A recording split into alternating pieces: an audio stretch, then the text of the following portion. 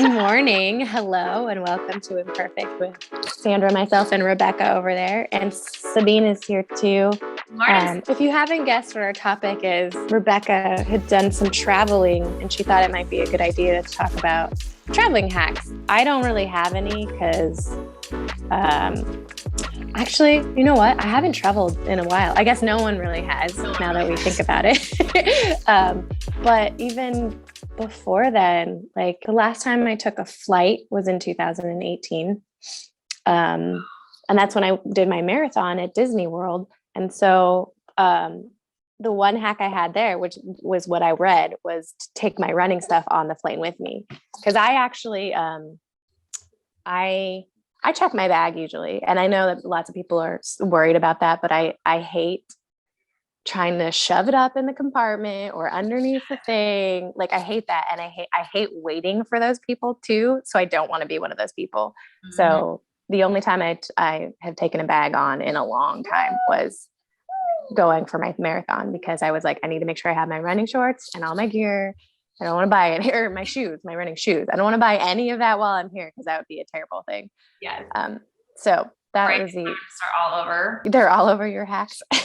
No, like to start all over, like all your gear, running gear. Yeah, exactly. Horrible.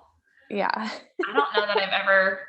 No, I have traveled where I had to like perform or something, but I don't remember what. I'm pretty sure I just checked everything and just hoped for the best. Right.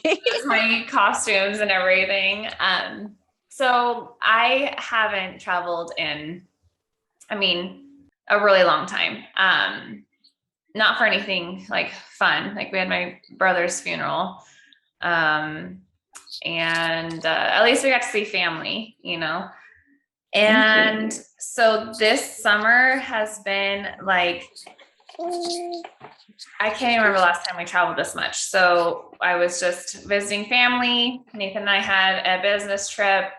I'm going next weekend for our girl cousins like getaway. And all I could think was, oh my gosh, this is the first time my kids, we stopped once from all the way from, Eastern Oregon to Spokane, Washington once. And nice. I don't think we've ever done that. And so I'm like, oh my gosh, just to think like a 6-hour trip would have been, 8-9 hours before. So when people would say, how far is it? And I'd be like, oh my gosh, it's like an all day thing. And they're like, no, it's not. I'm like, try traveling with 4 kids. It is an all day thing. Yeah. So it was kind of one of those, like, sorry if you can hear the lawnmower, my kids are doing their jobs. But I would go like a little overboard with preparing for trips, basically because my dad did a lot of fun things for us growing up. But the biggest thing that I learned from my dad was like goodie bags. So he would take like I don't even have one around me, but like a reusable tote, right? So back in the day before we really could get those, he would use gift bags. And then he would put in like our favorite catalogs, magazines, back when people like still read magazines, and favorite snacks and all those things. And he would have us fill out like a list of snacks we would prefer over another. Like he would go like freaking Excel spreadsheets. I get it from my dad. And so we would have, so I started that with my kids, like their favorite, especially when they're really little, like their favorite, like, what are those called? The board books?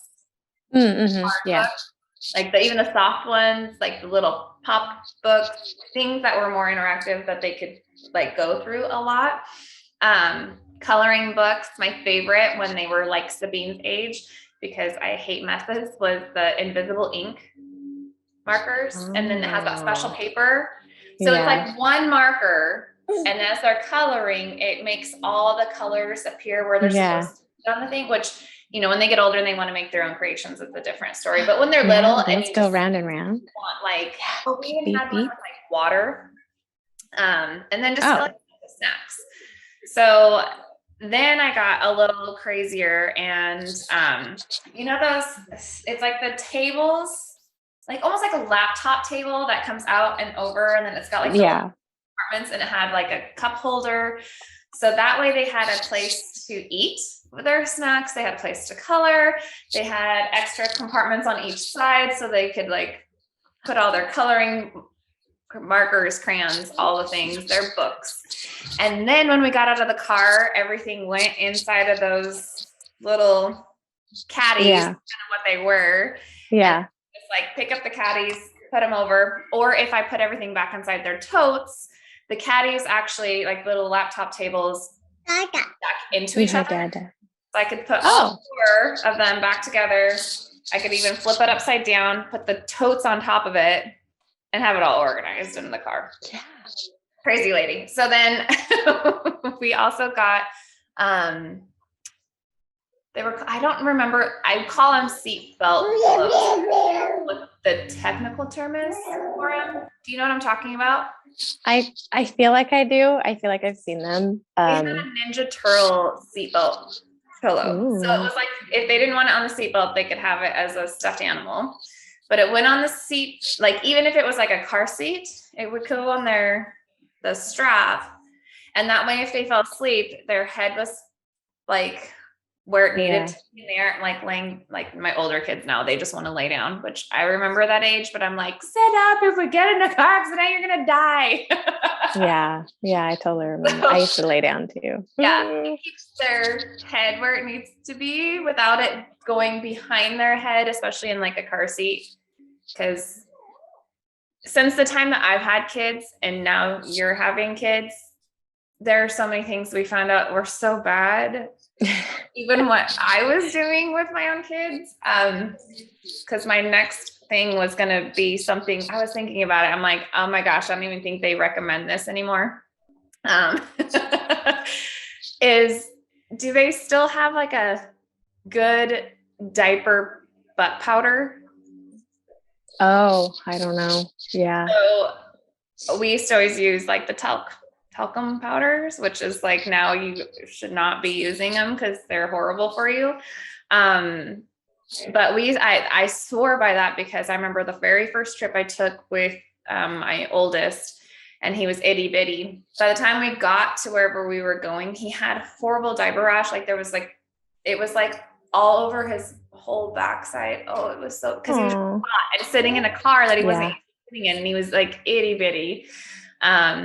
So just taking lots of stops, which you probably have to do anyway, because you're constantly feeding them and handing them drinks to keep them happy. And then you have to stop like every hour, and then not just a potty stop, but it's like, let them run. And, so that's been like my biggest thing though, was trying to keep them happy in the car and not driving everybody crazy. Maybe it's because I have 4 boys and they not sit still very well. Yeah. But that has been like that. Oh, my other favorite one. This would be really fun with Sabine, if you guys ever come take a trip this way, because it's a longer trip.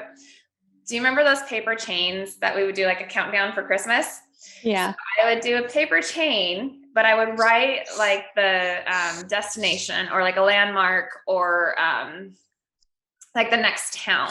So that, and it helps them learn like, okay, we're here. If we're in Pendleton, what's the next town, right? So then for each town, you take off that chain or landmark, whatever. It might be Multnomah Falls. Like then you get to take off that chain, and it might be a cool place that you get to get out of the car and go see, like the waterfall.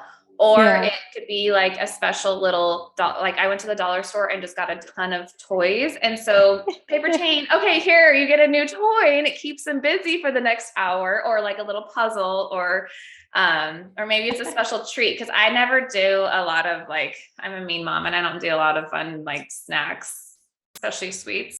Get to have a special candy that they don't normally get to have. And so then, you know, you keep the paper chain, helps them keep track of how far you've gone as well, because sometimes they don't have an understanding. Like, when are we there yet? Are we there yet? How much farther do we have? And then you've got this visual representation of your paper chain of like, okay, this is how much farther we have. Like, how many loops do you see? And they're like, okay. it keeps them from asking. Well, they're going to still ask, but it helps them understand that time difference. And so I try to do it every hour. Right. Depending on like where you're traveling. If we go up the Idaho way, it made it trickier. I had to like actually map it out and see how far things were. But so that was one of my favorite things that we did when they were little, because it made it so much more fun. And I think it was close to Christmas time. It might have been like Thanksgiving. Oh, it was my granddad's funeral. Apparently we only travel one at funerals. But I think that was, and now that they're older, like they don't have phones. They just recently got tablets. So now it's like, grab your tablet, get your earbuds, make sure you have your charger. I turned on my hotspot. I figured that out for the very first time this last trip. And so they were content the entire time. But they're at the age where I can be like, okay, right now you're going to stop drinking water. Everybody's going to pee like 3 times before we leave. And then we won't have to stop. So yeah, I am considering this summer going over there, Eastern Oregon. So I was, I had asked actually one of our friends there. She was like, I asked her how her kids do traveling, and she's like, they're pretty good. And she's like, the younger one, she has 2, one's 5 and one's 2.5, I think. And she was like, honestly, for us, it's a lot of Cocomelon. And I was like, yeah, I guess at this point I don't really care either. Turn on something. But to me, even just traveling back and forth from somewhere 30 to maybe 40 minutes. Well, my brother's can be 50 depending on the time of day, like an hour. Yeah. I definitely, snacks I have noticed is the biggest thing. Like normally and it's funny, before we even had her, I had bought a car seat cover for the back, and I got one that did the whole thing. And my husband goes, oh yeah, are we getting a dog? And I was like, no, have you seen how messy kids are? He's like, you could have, yeah, rah, rah, rah, rah, rah. I was like, trust me, you're gonna want this. He's like, you could have got just like a 1 seat. And I was like, no, you'll want this. Yeah. So it has been helpful because it's already been messy with the snacks that we have. It's ridiculous. But now, and then, like you were saying, it might be easier to just give a tablet. When my kids were little was when, they still had like the DVD players in the cars. And now like with the newer cars, they're really not doing that anymore. I think they're realizing that the plugs, like the plugins and the USB ports and stuff are more important than having like the actual screen that pops down or in the back of the seat. Yeah. Because nobody wants to watch the same thing. That's true. My kids don't. So to me, I'm like, yes, I don't need the whole thing anymore because they are, but they're also 14 to 8. So yeah, that's definitely different legs. Yeah. My 8-year-old still wants to do Ninjago, and my 14-year-old and 13-year-old who even knows what they watch? Yeah. YouTube? Yeah, probably. Shorts. YouTube shorts. My 13-year-old had to teach me what that was. Yeah, I definitely figured we'd have to stop a lot for, like you said, just to give her a break, which is would probably be the hardest thing for me because I had never been a stopper. I'm like, let's go. You might get lucky, and she might be the type that like sleeps the whole time. My kids never slept. Yeah, I every once in a while she'll fall asleep, but it's usually near the end of where we're going or very close to the end of where we're going. I never slept though either. Like I did. I did. I remember that. Even to my grandma's house, which was basically like being in the Portland metro area, which was like 20, 30 minutes away. I'd fall asleep every time. I was you get me in a car and I'm not driving, I'm gonna fall asleep. Oh my gosh. So I'm excited because I don't really need to do these things anymore, but I'm curious if they work for you. I'm excited that they're finally at an age where we can, I know, and I never thought I would be so excited for this age. Like I thought it would be like, Cause yeah, 2 years ago, I wasn't ready for them to not be little anymore. I was like really missing it. And now I'm just, I don't know, they're just so much fun. They were fun when they were little, but this is like a different kind of fun, like them appreciating doing things and just, I don't know, real conversations. And I don't know, they're just awesome. Cool. Yeah. Cool. So I'm excited. I'm excited for you. If you guys come this way. Yeah. Since this is my first summer off, I was like, I think I should probably take a trip to Eastern Oregon, but it's definitely made me nervous. Part of it is also because Ryan doesn't get as much time off and has used a bit of it already. So it would either be me driving by myself, or me driving with maybe my brother, because my brother's family typically goes over there in the summer for a week. So partially driving there with someone and partially driving back, depending on how long we all stay, So it's like, the logistics of this, even without the baby, or actually with the baby, but still planning is a lot more difficult than I thought it would be. But it's because I used to always be I'm decide usually that week and then leave that weekend. Like it wasn't something that took that long. I'm trying to think. I think I've only taken maybe 2 trips with Nathan's help. She doesn't seem much of a darter though. Does she like to take off? No, not really. So my biggest thing, so I remember, like the wheels are turning really hard because it's been so long, but I remember one of the very first trips I took with the 2 littles. So Killian was a newborn and QP was the type that would they all were. They just, the moment feet touched the ground, they were gone. And I was like, I can't do this by myself. So I had, they had the wrist harness thing now. I wish back then I had the backpack. It's like the little harness thing. And then they can carry their own things, but it's also like a leash. Yeah. But I had Killian in the front pack, QP on the leash, just so I could go pee. And get gas. Like that was, so I had to, and then there was one time, it might've even been the same trip. I had QP in a backpack, like the back carrier, and Killian in the front pack.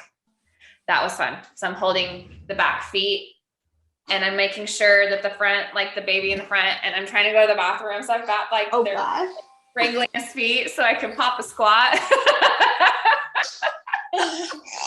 Yeah. Oh man. Yeah. That's a wrap. Yeah. So you get creative. I feel like, and there was a reason why when I was pregnant with Dexter, my mom drove all the way over to me so we could take a trip to Spokane. She stayed with my aunt. Well, we stayed with my dad. And then we from there drove to Washington, Seattle area. And then we stayed there for a week. And then she drove all the way back to Eastern Oregon with us. And then stayed a night or 2 and then drove all the way back home, back to Seattle, because she knew I was exhausted. I had to stop a million times because I was pregnant and I had 3 kids already. That was a huge trip.